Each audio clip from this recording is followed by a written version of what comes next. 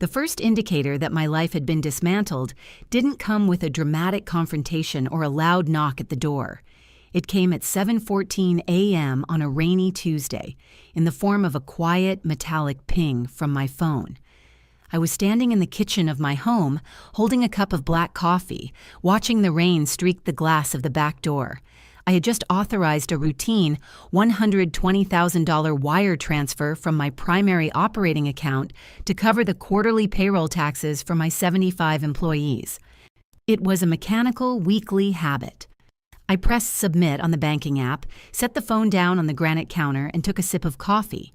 The ping sounded. I glanced at the screen, expecting the standard green checkmark notification. Instead, there was a stark gray text box. Error code 409. Transaction declined. Account restricted. I put the coffee mug down. The ceramic clicked sharply against the stone counter. The banks do not restrict commercial accounts with six-figure daily balances over minor security triggers. I picked up the phone, bypassed the app, and logged directly into the bank's secure web portal. The loading wheel spun for 3 agonizing seconds. When the dashboard finally populated, the screen was flooded with red typography. Every single account, my commercial operating fund, my personal checking, my emergency savings, even the escrow account holding client deposits, had a bold red padlock icon next to it. Available balance, $0. Status, frozen, legal levy/writ of attachment. A cold, heavy knot formed at the base of my stomach. The air in the kitchen suddenly felt too thin to breathe. I didn't panic, but my heart rate accelerated, a purely biological response to a survival threat. Someone had just turned off the oxygen to my entire life. I immediately dialed the direct extension for my private banker, David. He answered on the first ring, which was worse than if he had let it go to voicemail. "I'm looking at my dashboard, David," I said, my voice tight, forcing the words out evenly. "Every account is locked. I have payroll taxes due by 5 p.m. today, and I cannot move a single cent. Explain the error." There was a pause on the line.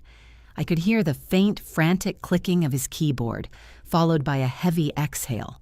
"It's not an error," David said, his voice dropping into the hushed or careful tone bankers use when dealing with a legal catastrophe. "I just got into the office and the paperwork is already on my desk. We received an emergency ex parte writ of attachment at 6 a.m. directly from the county civil court. A judge ordered a hard freeze on all your liquid assets up to the amount of $650,000. I leaned heavily against the granite counter. The cold from the stone seeped through my shirt. An ex parte order? A judge froze my accounts without even notifying me or allowing me a hearing. Who is the petitioner? I heard paper shuffling over the speaker. The petitioner is Elise Harding. The underlying claim is a defaulted promissory note and alleged fraudulent concealment of assets.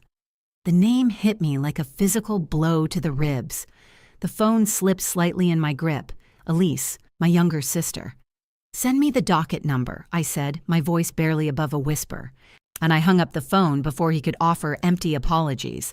I didn't waste time calling my corporate lawyers. A lawyer would take 3 hours to draft a motion just to look at the file. I needed the raw data, and I needed it immediately. I grabbed my car keys, ignored the umbrella by the door, and walked out into the freezing November rain.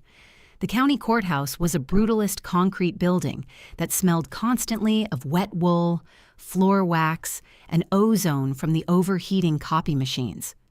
I bypassed the metal detectors through the expedited attorney line, walked straight to the civil records window, and handed the clerk a slip of paper with the docket number. 20 minutes later, I was sitting at a scarred wooden table in the dimly lit records reading room, a thick manila folder resting open in front of me. My clothes were damp, sticking uncomfortably to my skin, but I didn't feel the chill. All my focus was funneled into the black ink on the pages, and I read Elise's sworn affidavit first.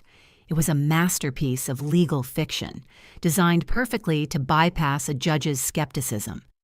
In it, Elise claimed that 7 years ago, when I was struggling to keep my logistics company afloat during its first turbulent year, she'd loaned me her entire inheritance, $500,000.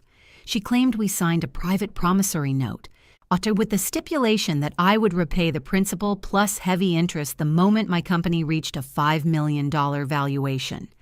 The affidavit continued with a fabricated, highly detailed narrative, claiming that I had reached that valuation 6 months ago, violently refused to pay her back, and was currently in the process of secretly wiring my liquid assets to offshore accounts in the Cayman Islands to avoid my debt to her. To prove this imminent flight risk, she attached doctored emails supposedly sent from my IP address inquiring about offshore shell companies. It was enough manufactured panic to convince a tired civil judge to sign an emergency asset freeze at dawn. Elise knew exactly what she was doing.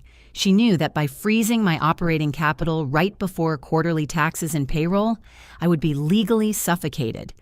If I didn't pay the IRS and my employees by the end of the week, my business would face federal penalties, strikes, and an eventual liquidation. She had put a gun to the head of my company, demanding a $650,000 ransom to release the trigger. I turned the page and looked at the core evidence. Exhibit A, the promissory note. It was printed on standard, heavy stock legal paper. It was dated October 14, 2018. It outlined the $500,000 loan, the interest rates, and the repayment triggers.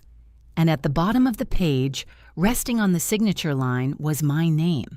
I stared at the signature. I leaned in, bringing my face inches from the paper under the harsh fluorescent light of the reading room. The signature wasn't a clumsy imitation. It was flawless. The sharp, aggressive angle of the first letter, the slight fade of the ink at the end of the surname, the specific pressure of the loop. It was undeniably my handwriting. For a terrifying, disorienting second, my own memory faltered. Did I sign this? I forced the panic down. I grounded myself in facts. I built my company with bank loans and venture capital. I never took a dime from my sister. I ran my index finger lightly over the signature. The blue ink was completely flat against the paper. I looked closer at the specific break in the letter T in my last name. On October 12, 2018, 2 days before the date on this fake note, I had signed a massive 40-page commercial lease agreement for my first warehouse.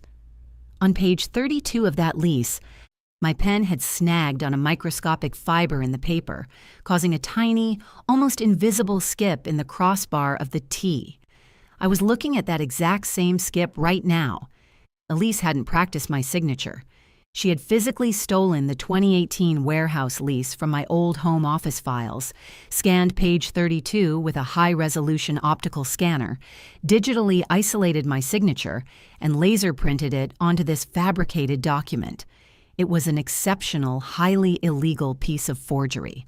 But in her meticulous effort to make the signature look 7 years old, she had made a catastrophic physical error in the production of the document itself. I didn't look at the signature anymore. I looked at the specific heavy stock paper she had printed the contract on. I looked at the bright, vibrant blue ink she had used to forge the notary stamp next to my name.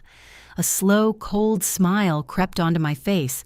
The sheer, suffocating weight of the frozen bank accounts lifted, replaced by the razor-sharp clarity of an impending kill. I closed the manila folder. I didn't need a lawyer to negotiate a settlement. I needed a forensic materials laboratory. I walked out of the records room and back into the freezing rain. The damp cold cut through my clothes, but my mind was entirely insulated, running a rapid, sequential algorithm. Elise had filed a copy of the forged promissory note with the initial affidavit to secure the emergency asset freeze. But in civil litigation, when a photocopy is not enough to secure a final judgment, especially when the defendant contests the signature, the court requires the physical original document to be entered into evidence. Elise's lawyer would be holding the original in his firm's safe, waiting to present it at the preliminary injunction hearing scheduled for Friday morning. I sat in the driver's seat of my car, the heater blasting warm air against my numb hands. I pulled out my phone and called my corporate litigator, Marcus. And he picked up immediately, already speaking before I could say a word. "I saw the county filing hit the digital docket 10 minutes ago," Marcus said, the rapid clicking of his keyboard echoing over the line. "A $650,000 ex parte freeze on all operating accounts. It's a textbook strangulation tactic. We need to file an emergency motion to lift the levy immediately. If we offer a surety bond—" "No," I interrupted, my voice flat and steady, cutting through his legal panic. "We don't negotiate a bond. We don't defend against the debt. I want you to file a single, highly specific emergency motion for expedited discovery. Demand the immediate surrender of the original physical promissory note for independent forensic examination." Marcus stopped typing. The line went quiet for a few seconds. "You're claiming forgery? If her lawyer is halfway competent, he'll fight the surrender. He'll argue it's a delay tactic to move assets. He can argue whatever he wants," I replied, staring at the rhythmic sweep of the windshield wipers. "Draft the motion. Cite Rule 34 of the Rules of Civil Procedure.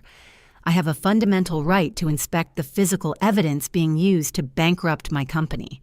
Or force a judge to order the physical transfer of that document to the Sterling Forensic Laboratory by tomorrow morning."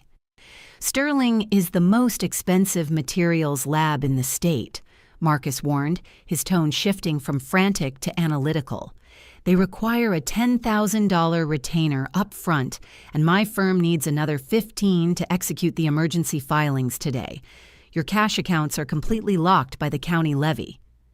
"The levy restricts liquid deposit accounts," I corrected him, pulling my wallet from my bag. "It does not restrict corporate credit facilities. Run the $25,000 on the corporate Platinum American Express. It's a revolving credit line. The county has no jurisdiction to freeze debt. Just get that original piece of paper into a sterile laboratory." "Consider it done," Marcus said, the line clicking dead. I put the car in drive and pulled away from the courthouse. My phone vibrated on the passenger seat. The screen illuminated with a new text message. "Elise, we need to talk. I didn't want it to come to this, but you left me no choice. Meet me at the Mercer Cafe near your office at noon. Let's fix this before your payroll bounces." I stared at the glowing text at the red light. The sheer engineered manipulation of the message was sickening. She had spent weeks plotting a catastrophic financial ambush, executed it at dawn to maximize the damage, and was now positioning herself as the reluctant savior offering a way out. I typed a single word in response: "Fine." The Mercer Cafe was a quiet, overpriced espresso bar frequented by executives trying to conduct discreet business. I arrived 10 minutes late. Elise was already sitting at a corner booth. She wasn't hiding from the guilt of what she had done. She was basking in it. She wore a brand new, camel hair designer coat draped casually over the back of her chair, a purchase likely made on credit, heavily anticipating her impending $650,000 payday. I slid into the leather booth opposite her. I didn't order anything. "You look exhausted," Elise noted, resting her hands on the table. Her voice carried a thick layer of manufactured sympathy, but her eyes were bright, wide with the adrenaline of finally having the upper hand. "Unlock the accounts, Elise," I said, keeping my posture rigid. My voice carefully pitched to simulate a woman barely holding off a panic attack. "It's Thursday. I have 75 employees who have rent due tomorrow. If that payroll wire doesn't clear by 5 p.m., the State Labor Board will trigger an automatic audit, and my vendors will put a stop work order on our supply chain. You are burning down the entire company." Elise sighed, a long, theatrical exhale. She reached into her designer handbag and pulled out a crisp, 2-page document, was sliding it across the polished wood table toward me. "I'm not burning anything down. You are," she said smoothly, tapping her manicured fingernail against the top of the page. "This is a standard settlement agreement. My lawyer drafted it an hour ago. You sign this, acknowledging the original $500,000 debt plus the $150,000 in accrued interest and legal penalties. You authorize the bank to wire the funds directly to my account. The moment the wire clears, my lawyer files a withdrawal of the levy. Your accounts unlock. Your employees get paid. The bleeding stops. I looked down at the settlement. It was a flawless extortion mechanism. By signing it, I wouldn't just be losing $650,000. I would be legally confessing to a fabricated debt, permanently destroying my own credibility and validating her fraud. "I didn't borrow that money, Elise," I said, my voice dropping to a harsh whisper. I let my hands tremble slightly as I touched the edge of the paper. It wasn't hard to fake the physical reaction. The anger burning in my chest provided all the necessary kinetic energy. "You know I didn't." Elise leaned forward, dropping the sympathetic facade. The raw, bitter resentment she had harbored for years finally bled through. "Nobody cares what you actually did," she whispered back, her eyes locking onto mine with a cold, triumphant glare. "The judge looked at the promissory note. Hard, he looked at your signature. He looked at the supposed emails, and he gave me the keys to your bank accounts. You spent your whole life acting like you were untouchable just because you built a company. Now you have exactly 24 hours to realize that you are completely at my mercy." She sat back, taking a slow sip of her latte, savoring the taste of the leverage. "Sign the paper, take it to your lawyer, and pay me," Elise instructed, checking her phone and standing up from the booth. "Or don't, and watch your employees walk out tomorrow afternoon. It's your choice." She walked out of the cafe, the bell above the door chiming cheerfully behind her. I sat alone in the booth for a long time. I carefully folded the extortion demand, placed it into my bag, and walked out into the rain. I didn't go to my office. I drove directly to the industrial park on the outskirts of the city. The Sterling Forensic Laboratory didn't look like a law firm. It was a secured, almost windowless concrete facility that processed physical evidence for federal contractors and high-stakes corporate litigation. I swiped my visitor badge and was escorted into a sterile, brightly lit examination room. Dr. Aris, a forensic materials engineer with a background in federal treasury investigations, was waiting for me. He didn't wear a suit. He wore a white anti-static lab coat. On the metal examination table between us rested the original, physical promissory note that Marcus had successfully subpoenaed from Elise's lawyer 2 hours prior. The document was encased in a clear, static-free Mylar sleeve, resting under the massive lens of a binocular stereo microscope. "Your counsel requested an expedited destructive-free material analysis," Dr. Aris said, his voice entirely devoid of legal theater, purely rooted in scientific fact. He tapped the keyboard of the computer connected to the microscope. "Well, the petitioner claims this document was drafted, printed, and signed on October 14th, 2018. We ran the paper composition, the ink absorption, and the toner fusion." "And the signature?" I asked, looking at the large high-definition monitor mounted on the wall. "The signature is genuine ink," Dr. Aris confirmed, bringing up a magnified image of my name. "But it wasn't written on this specific piece of paper.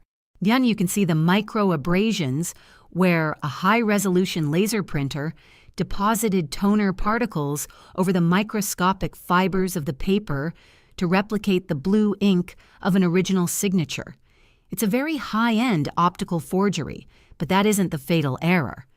He clicked his mouse, shifting the microscopic view away from the signature and onto the blank, white space of the paper itself.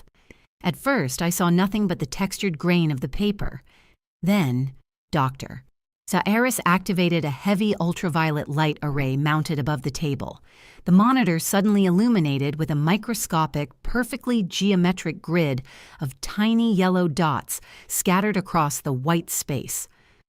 "Machine identification code," Dr. Aris stated, pointing a pen at the screen. Printer steganography. Since the late 1990s, almost every commercial laser printer manufacturers embeds a microscopic, invisible grid of yellow dots onto every single page it prints.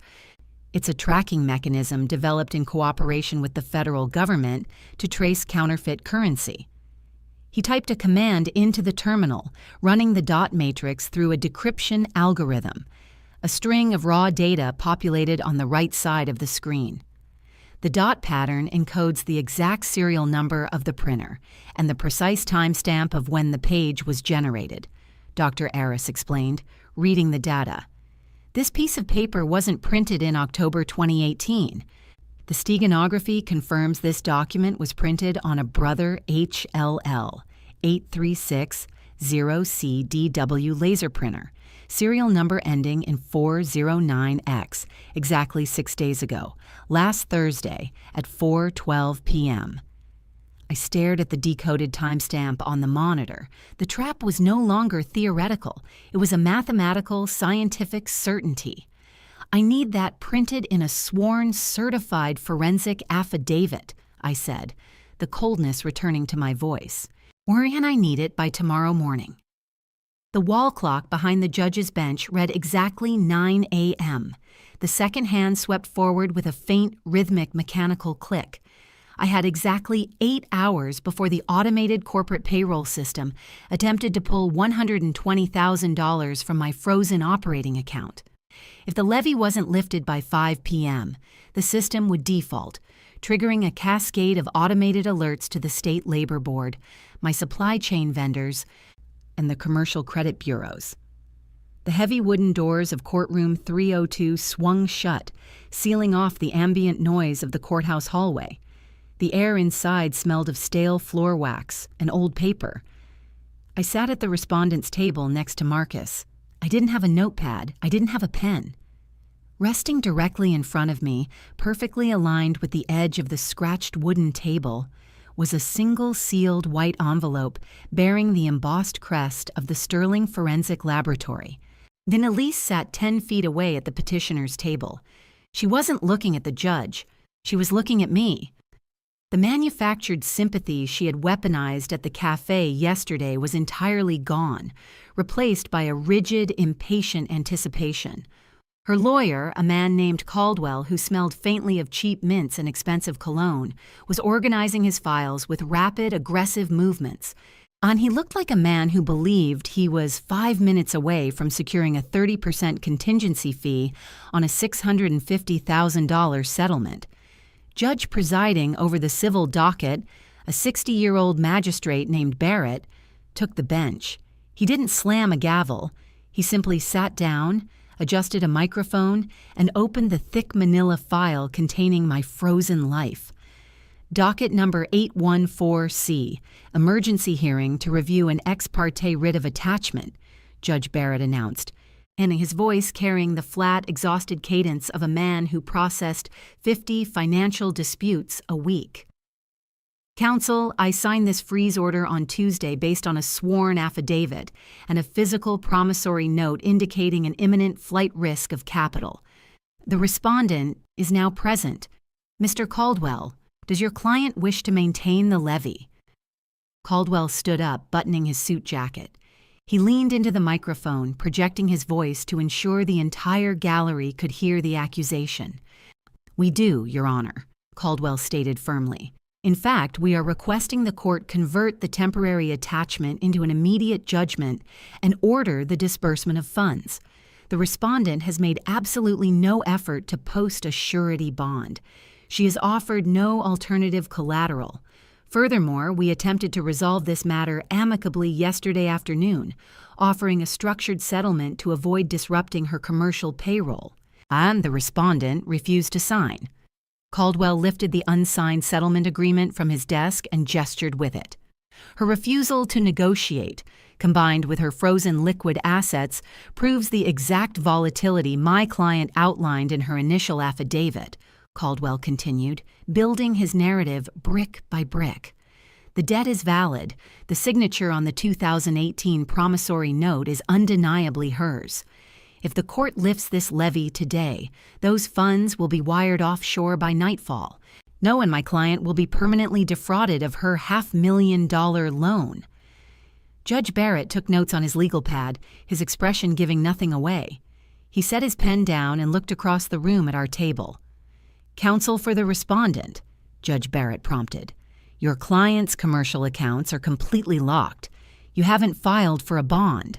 Are you prepared to offer a defense against the validity of the debt, or are we moving to disbursement?" Marcus stood up, and he didn't adjust his jacket. He didn't perform for the gallery. He picked up the sealed white envelope from the table in front of me.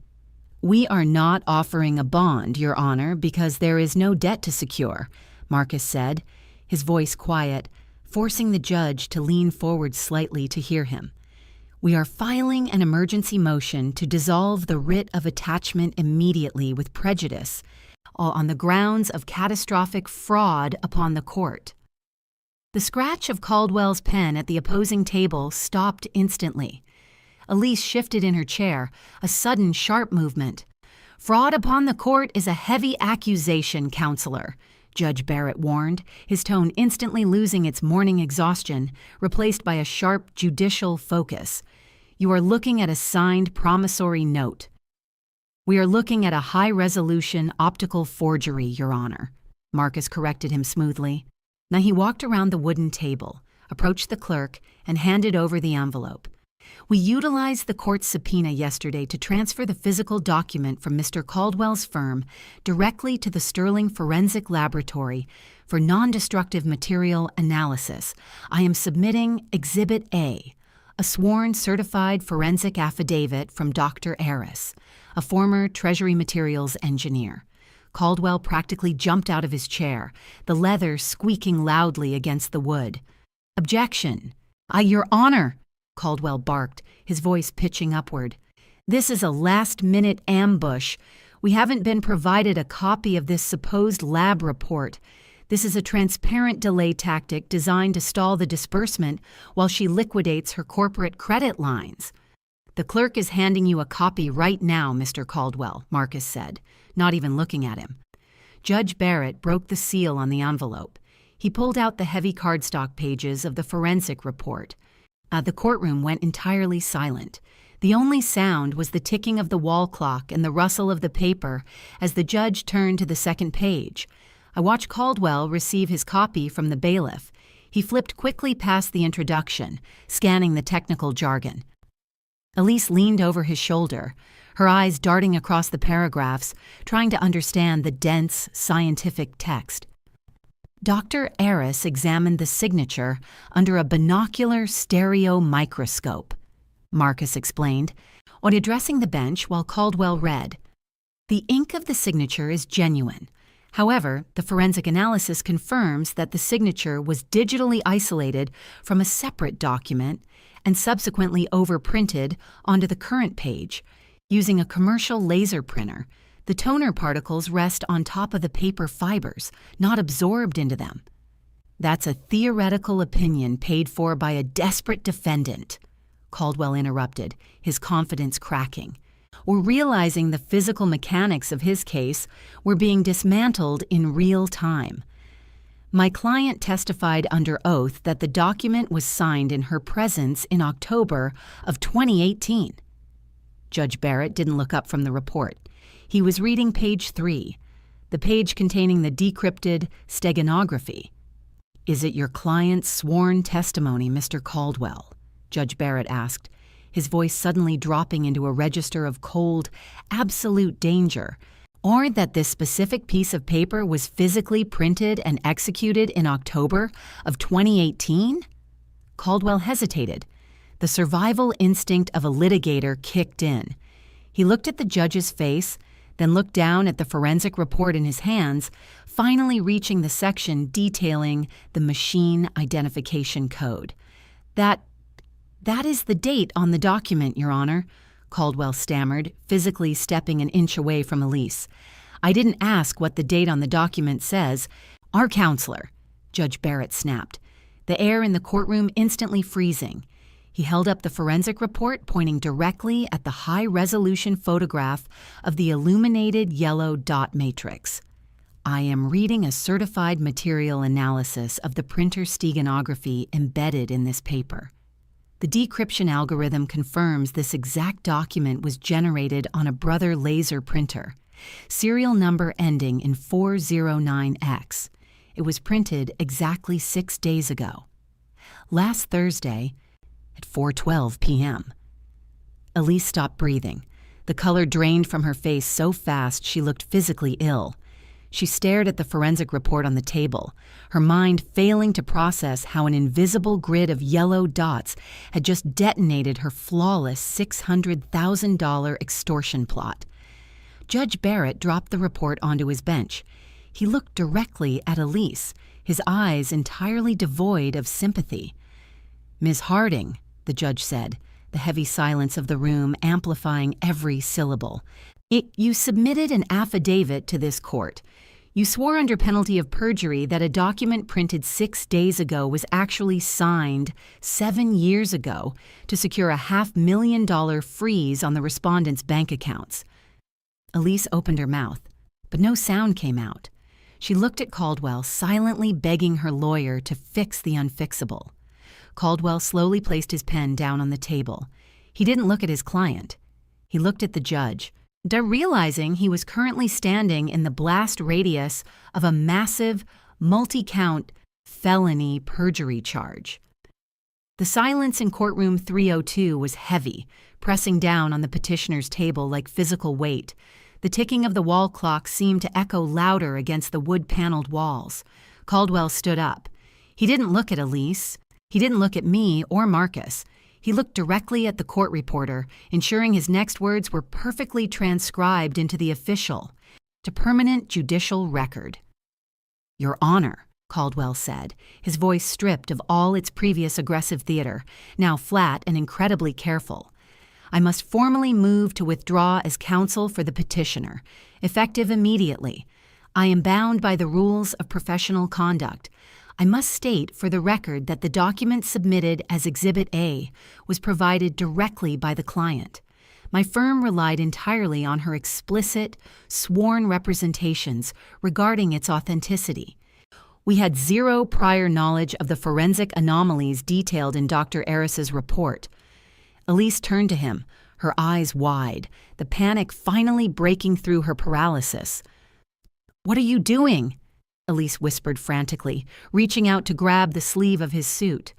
"You can't just leave me here. You said this was airtight."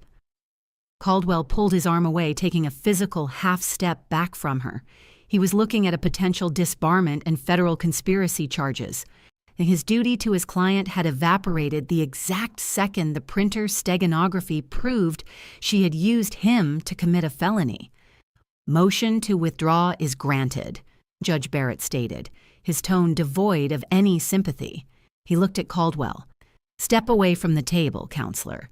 You are dismissed from this proceeding, but you will remain in the gallery. I am impounding your entire case file." Caldwell quickly gathered his briefcase and walked to the back row of the wooden benches, or sitting down heavily, entirely abandoning the woman he had been vigorously defending 2 minutes prior. Elise was now completely alone at the petitioner's table. The $650,000 settlement she had gloated about at the Mercer Cafe was gone. The leverage was gone. "Ms. Harding," Judge Barrett addressed her, his voice carrying the clinical, administrative chill of a surgeon preparing to amputate, "you have presented a fabricated document to this court. You have sworn a false affidavit under penalty of perjury. You have weaponized the civil injunction process to maliciously freeze commercial accounts." Judge Barrett turned his attention to the court clerk sitting below his bench. "The ex parte writ of attachment issued on Tuesday is hereby dissolved with extreme prejudice," the judge dictated, the keystrokes of the clerk clacking rapidly in the quiet room. "The clerk will transmit the immediate release order to the respondent's financial institutions. The levy is lifted." I looked at the wall clock. It was 9:18 a.m. The payroll wire would clear exactly on time. My supply chain was secure. The immediate biological threat to my company was neutralized. but I didn't nod in relief. I didn't pack up my leather portfolio. I stayed perfectly still, watching Marcus. While we hadn't spent $25,000 on emergency forensic labs and expedited legal fees just to walk away evenly, Marcus remained standing at the respondent's table. "Your Honor," Marcus interjected, his voice maintaining its steady, professional cadence. "The respondent moves for immediate sanctions under Rule 11 of the Civil Rules of Procedure regarding frivolous and fraudulent filings. The petitioner's actions were not a misunderstanding. They were a calculated, predatory strike against a commercial entity requiring emergency capital expenditure to defend." Judge Barrett looked up from his paperwork, nodding slowly. "Proceed, Counselor. List the damages." Marcus opened his folder. "We request an immediate order holding Elise Harding personally liable for all costs incurred in dismantling this fraud. This includes the $10,000 emergency retainer for the Sterling Forensic Laboratory, the $15,000 expedited legal fee for my firm, and an additional punitive sanction of $50,000 for malicious interference with a commercial payroll." Elise gasped, her hands gripping the edge of the scratched wooden table. The math was reversing in real time. She had walked into the courthouse expecting a six-figure payout. Now she was staring down the barrel of a $75,000 immediate judicial debt. "I don't have that kind of money," Elise blurted out, her voice cracking, breaking every rule of courtroom decorum. She looked desperately at the judge. "I'm unemployed. I put my last $10,000 on a credit card just to retain Mr. Caldwell. I can't pay sanctions."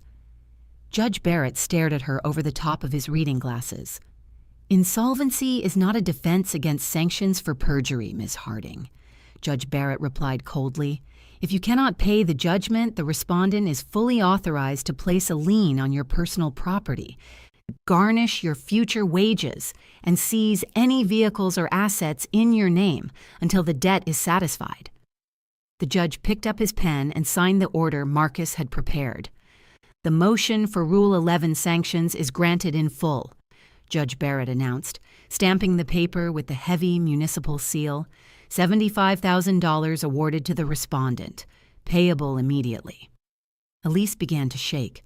Her breathing became shallow and erratic. When she looked across the 10 feet of empty space separating our tables, she looked at me. "Please," Elise whispered, her voice a ragged, humiliating plea. The arrogance she had worn like armor at the cafe yesterday was completely shattered. "Please don't do this. I'll drop the whole thing. Just cancel the sanctions. If you take my car and my savings, I'll be homeless. I'm your sister." I met her eyes. I didn't smile. I didn't offer a dramatic speech about betrayal.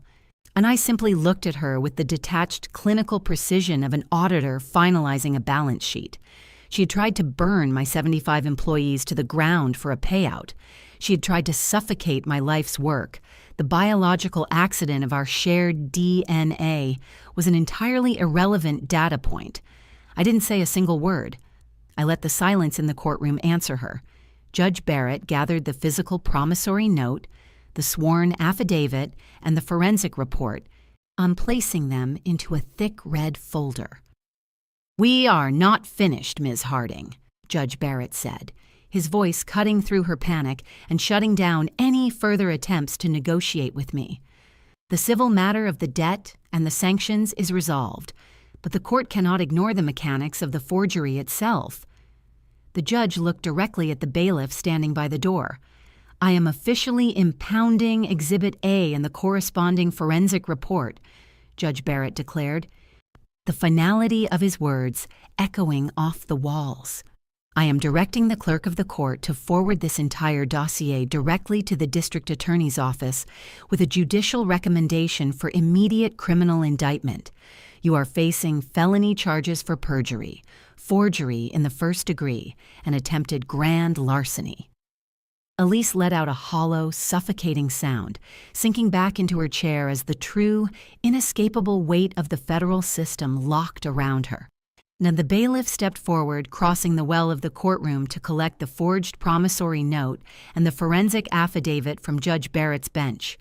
He placed the documents into a heavy plastic evidence bag, sealed it with tamper-evident tape, and logged the chain of custody on a clipboard. It was a mundane, bureaucratic action, but the sound of the plastic sealing shut echoed like a vault door closing on Elisa's life. She remained slumped in the wooden chair at the petitioner's table. And she didn't look at me. She stared blankly at the scratched surface of the wood, her hands trembling violently. The calculated, predatory woman who had sipped a latte 24 hours ago and demanded $650,000 no longer existed.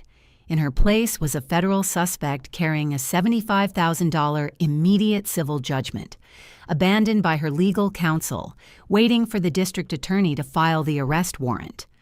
Judge Barrett picked up his gavel. He didn't offer a moral lecture. The judicial system is not a pulpit. It is a mechanism. "This matter is concluded," Judge Barrett stated, signaling to the clerk. "Call the next case." Marcus closed his legal pad and slid it into his briefcase. I picked up the sealed envelope that had contained the forensic report. We stood up in unison, pushed through the swinging wooden gate, and walked down the center aisle of courtroom 302. I did not turn my head as I passed the petitioner's table. I did not offer a final word of warning or a sympathetic glance.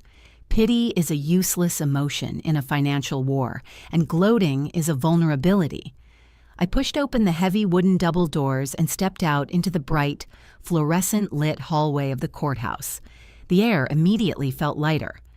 "The clerk just transmitted the release order to the county clearinghouse," Marcus said, checking his phone as we walked toward the elevators. "The bank will receive the electronic notification in approximately 45 minutes. Your accounts will be completely unrestored before the end of the business day. File the lien against her vehicle and her personal checking account the second the $75,000 judgment is officially entered into the county ledger," I instructed, watching the elevator numbers count down. "Do not wait for her to attempt a voluntary payment plan. She doesn't have the liquidity. Insecure the collateral." "The paperwork is already drafted," Marcus confirmed, stepping into the elevator car. "We will execute the seizure by Monday morning." I walked out of the brutalist concrete courthouse and got into my car. The freezing November rain had finally stopped, leaving the asphalt slick and reflective under the overcast sky.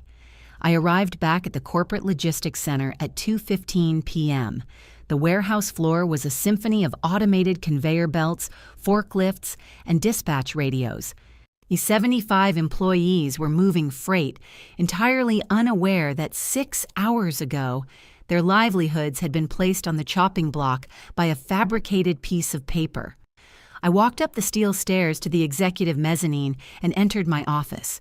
I bypassed the stack of supply chain reports on my desk, sat down, and opened my laptop. I logged directly into the bank's secure web portal. The loading wheel spun. The dashboard populated. The bold red padlock icons were gone. The restrictive warning banners had been erased. Available balance, $1,420,500. Status, active. I clicked on the payroll tab. The pending automated transfer for $120,000 was sitting in the queue, waiting for the 5 p.m. clearance window. I didn't wait. I manually highlighted the batch file, entered my secure alphanumeric authentication code, and clicked Execute. The screen refreshed. A green checkmark appeared. Transaction approved. Funds dispersed. And the quarterly taxes were paid. The employee direct deposits were locked in. The company machinery continued to turn, operating with the cold, relentless efficiency I had built it to achieve. The threat had been entirely digested and neutralized. The dismantling of Elise Harding was not a sudden explosion. It was a systematic, grinding, institutional process. The $75,000 sanction awarded by Judge Barrett was not a theoretical penalty. It was a legally binding debt. It was by 9 a.m. on Monday, Marcus had filed the paperwork to execute the judgment. Elise, having maxed out her credit to hire her former lawyer, had zero liquid capital to pay the court order. The consequences of civil insolvency are immediate and physical. A county sheriff arrived at Elise's apartment on Tuesday morning with a flatbed tow truck and a writ of execution. They seized her brand-new camel hair designer coat, the electronics in her living room, and the financed luxury sedan she had driven to the Mercer Cafe. Her personal bank accounts were hit with a hard garnishment, freezing her remaining $200, and a permanent lien was attached to her Social Security number, guaranteeing that 25% of any future wages she earned would be automatically diverted directly into my corporate holding accounts until the $75,000, plus standard state interest, was paid in full. So her credit score was effectively reduced to ash, but the financial ruin was only the preliminary phase of her collapse. The district attorney's office did not ignore Judge Barrett's referral. The physical evidence was entirely insurmountable. The steganography grid, the invisible yellow tracking dots left by the Brother HLL8360CDW laser printer, provided the prosecution with an exact, decrypted timestamp of the forgery. It proved premeditation, malice, and criminal intent to defraud the court. Elise was indicted by a grand jury on 3 felony counts: first-degree forgery, perjury, and attempted grand larceny. Because the target of the theft exceeded $500,000, the state sentencing guidelines were severe. Facing a guaranteed conviction at trial due to the forensic material analysis, the public defender assigned to her case advised her to take a plea agreement. She pleaded guilty to felony, forgery, and perjury.